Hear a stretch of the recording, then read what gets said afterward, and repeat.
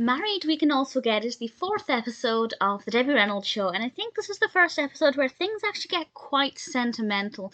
In this one, Debbie realizes that she and Jim may not have actually been married for the last 11 or however many years it was, and I won't say exactly how this comes about, but it was delivered quite cleverly, and everything made a lot of sense.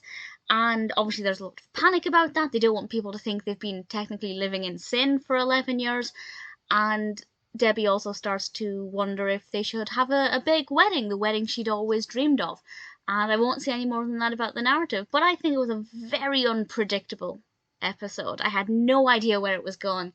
And it also got quite emotional because obviously there's some bickering going on between Debbie and Jim. They don't agree on a lot of things in this episode, and it gets kind of emotional as their future together seems in jeopardy. And it's still funny. It's still a comedic episode, absolutely.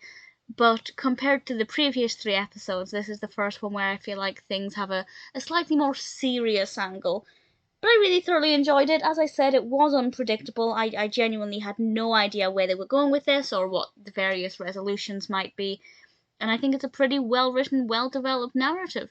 The performances were the usual great quality. The narrative was, well, as I said, unpredictable. It's definitely very engaging, very fascinating and interesting concept that I think is very well executed. It's not my favourite of the Debbie Reynolds episodes so far because I don't think Debbie's performance was as standout as some of the others. Not that she was acting badly, absolutely not, but I feel like because there was a lot more seriousness to it, it didn't give her character the opportunity to be in some very comedic situations that often lend themselves to her ability to, throw some interesting shapes with her body and make some interesting facial expressions. Not as much of that in this episode, but not a problem. Still really enjoyed it. Married We Can Always Get is a little bit different, but equally as enjoyable.